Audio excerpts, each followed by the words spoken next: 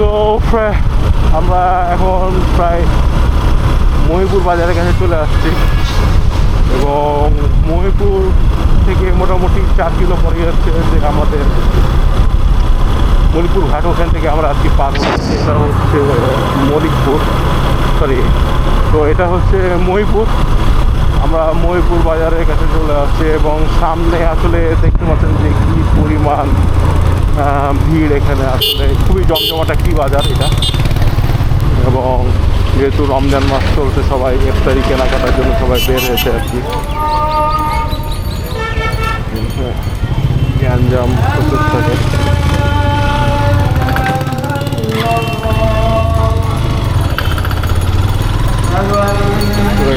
এটাই হচ্ছে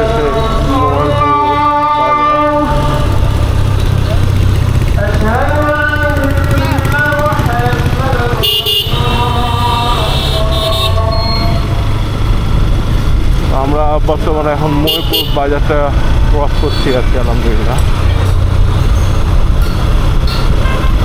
সামনে যে হচ্ছে আমাদের সেই মণিপুর ঘাট।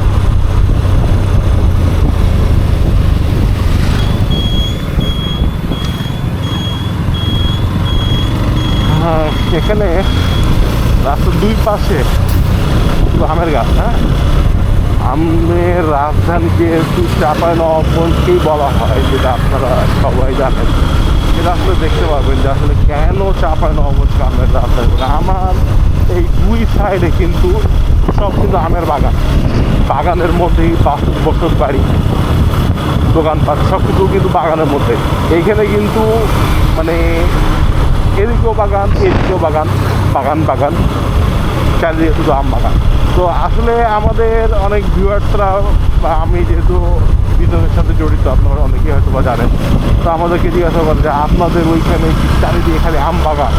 তো আসলে আলহামদুলিল্লাহ, আল্লাহর রহমতে আমাদের এখানে কিন্তু চাঁপাইনবাবগঞ্জে প্রায় সর্বত্রই বাগান রয়েছে। এবং আমাদের এখানকার বিশেষত্বটা হচ্ছে আমাদের এখানে যে বাগান যেগুলো আছে সেগুলো কিন্তু সব পুরনো বাগান। এখন কিন্তু সব জায়গাতে কিন্তু আলট্রা হাই ডেন্সিটি কিন্তু পদ্ধতি কিন্তু বাগান তৈরি হচ্ছে, কিন্তু আমাদের এই বাগানগুলো কিন্তু সে আদিম যুগের বাগান। এখানে কিন্তু আপনি এমনও গাছ পাবেন যে 150 বছরের কোনো গাছের বাগান রয়েছে।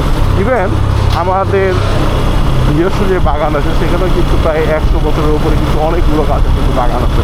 তো আমরা আপনাদেরকে দেখাবো। তো এই যে এইখানে কিন্তু দেখতে পাচ্ছেন এটা কিন্তু আম বাগান কিন্তু। আমার ডানেও কিন্তু আম বাগান, এই যে বামে এখানেও কিন্তু আম বাগান। এবং আসলে এটা আমের রাজ্য। আপনি যদি এইখানে যদি না আসেন তাহলে আসলে বুঝতে পারবেন না যে চাঁপায় আসলে কী পরিমাণ আম চাষ হয় এবং এখানে কত কত ভ্যারাইটির আম পাওয়া যায়। বেসিক্যালি হচ্ছে যে আপনারা বাংলাদেশের যে কোনো প্রান্তে বা যে কোনো জায়গাতে কিন্তু হাতে গোনে কিন্তু 8-10টা ভ্যারাইটি কিন্তু আম খেতে পারেন। কিন্তু আসলে আমের কিন্তু পদ কিন্তু কম করে না হলেও 230টার উপরে কিন্তু ভ্যারাইটি আছে।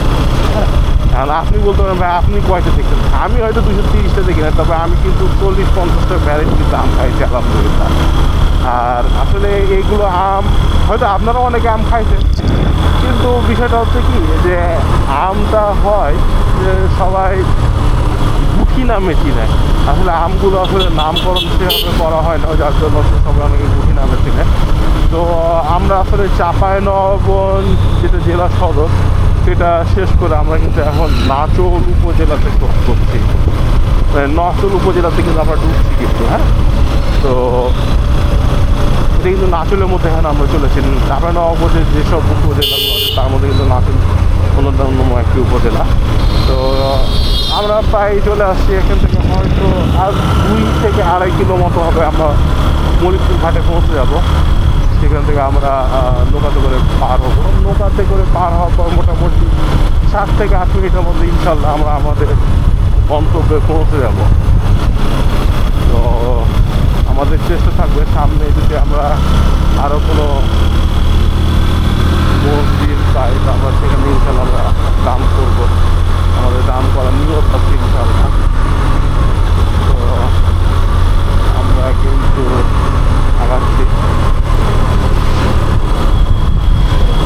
আসলে চাঁপাইনবাবগঞ্জে আমের সিজনে যে আসলে কি মজা সেটা আসলে বলে বোঝানো যাবে না, কারণ যেন আপনি ঝড়ের সময় যখন হচ্ছে যে এখানে বাগানগুলোতে রাস্তা দিয়ে যাবেন কিন্তু থপস থপস করে কিন্তু শব্দ হয়, কিন্তু আমগুলো পড়ে এবং অত্যন্ত ভালো লাগে আসলে। হ্যাঁ, যে আসলে আম কুড়াতে যে কী মজা।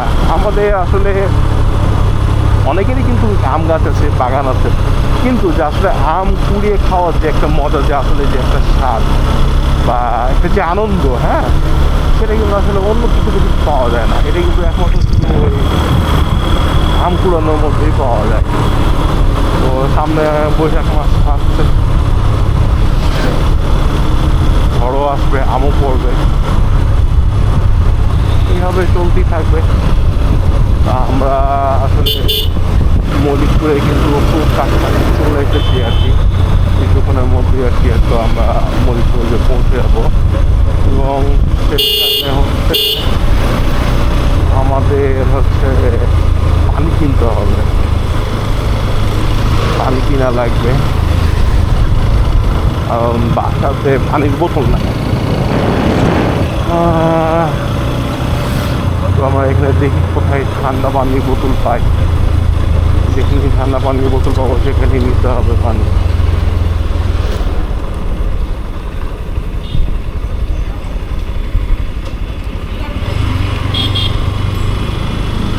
তো এইটাই কিন্তু সেই মল্লিকপুর বাজার। আমরা কিন্তু বর্তমানে মল্লিকপুর বাজারে চলে আসছি এবং আমরা এখন একটা পানি কেনার জন্য দোকান খুঁজছি।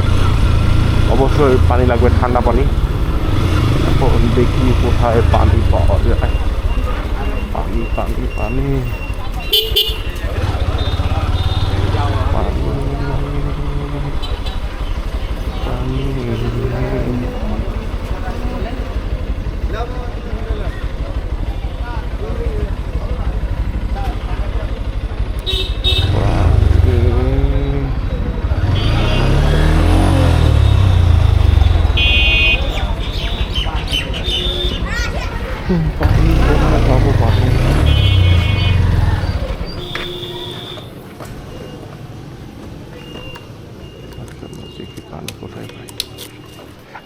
দেখি আসলে পানি কোথায় পাওয়া যাবে।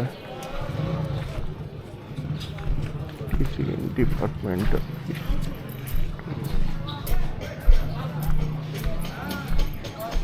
পানি আছে, পানি একটু দেখি পানি পাবো কোথায়। পানি হবে, পানি পানি 2 লিটারের পানি ঠান্ডা হবে। এখানে কি ফ্রিজের পানি পাওয়া যাবে কোথাও, জানা আছে? ওই দোকানে ফ্রিজের পানি পাওয়া যাবে?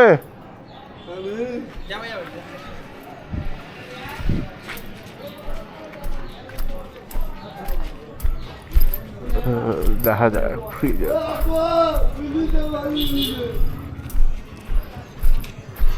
বড় ভাই, ফ্রিজের পানি হবে 2 লিটারের গুলা? ফ্রিজের পানি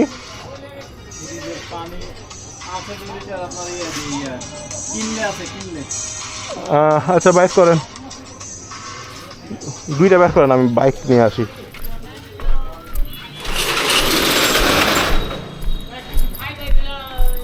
তো পানি আসলে পাওয়া গেছে। আসলে আমরা যে ধরনের পানি আসলে খুঁজছি সে ধরনের আসলে পানি পাওয়া যায়নি, কিন্তু পানি পাওয়া গেছে আলহামদুলিল্লাহ।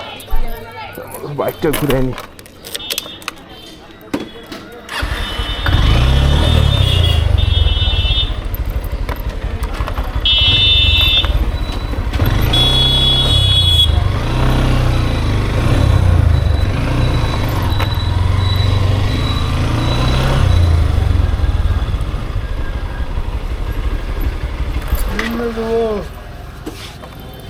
থামে।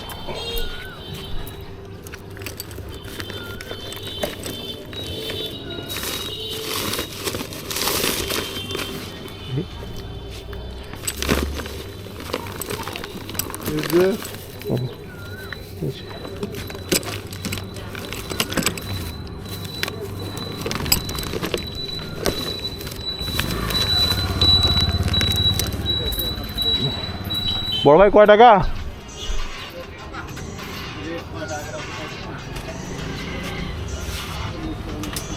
কত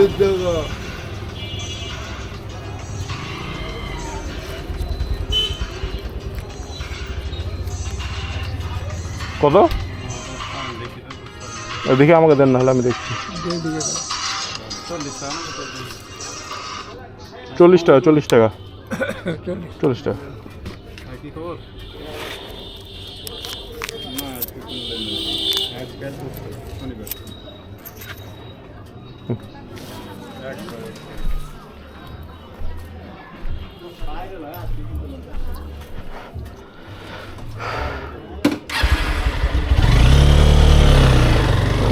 আমাদের পানি নেওয়াও শেষ।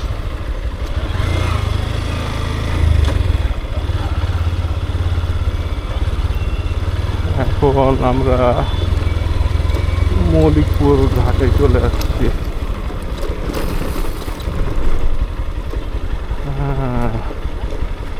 পানি স্বল্পতার জন্য এখন ঘাট অনেক ছোট হয়ে গেছে।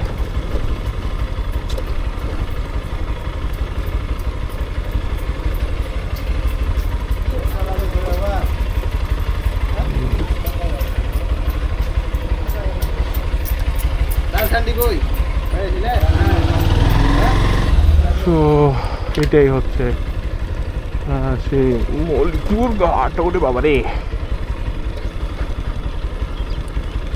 জায়গা হবে।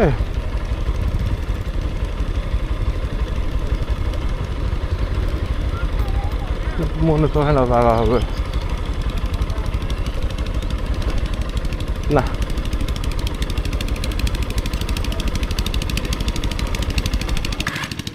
এইবারের মতো জায়গা হইব না, পরের ট্রিপে যাওয়া লাগবে। যেটি কিন্তু চারিদিকে কিন্তু